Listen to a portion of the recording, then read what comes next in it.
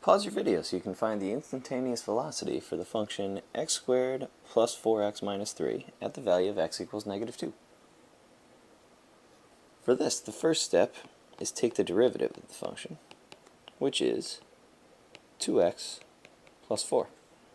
Then, to find the instantaneous velocity, you're just going to plug in -2 for x in the derivative function.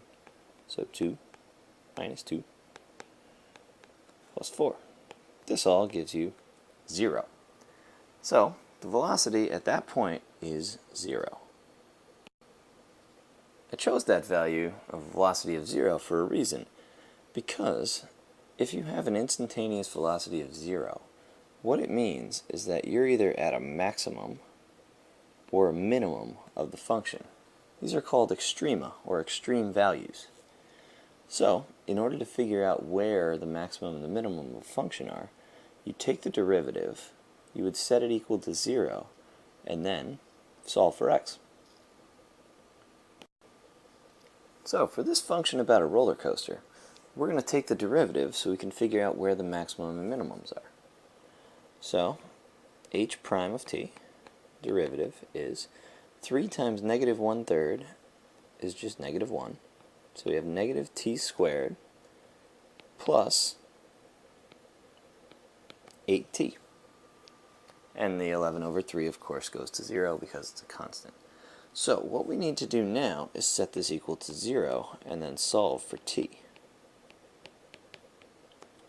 Easiest way to handle this would be to factor out a t, or a -t would work pretty well too. Let's do that instead. Then we have t minus 8 equals 0. Well, this can only happen if t equals 0 or if t equals 8. So these are our extreme values. One of them is a max, one of them is a min. And here's how we're going to figure out which one they are.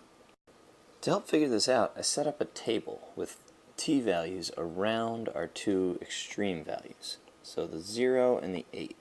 We're looking at values below and above each of these. So when you plug in these values into the original function, because we're looking at the original and we want to see what the height is. At t equals -1, the height is 8. At 0, it's 3.66666. At 1, it's 7.333. At 8, it's 89. And at 9, it's 84.66666. So, as we can see from this, going from 8 to 3.6, it goes down, and then it goes up.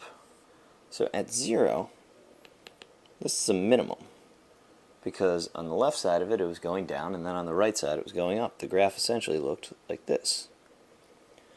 And then, going to 8, you see that from 7.3, it goes up to 89, and then goes down to 84.6. So 8 is at your maximum height because the function goes up and then comes back down. So for this function here, 0 is the minimum and 8 is the maximum.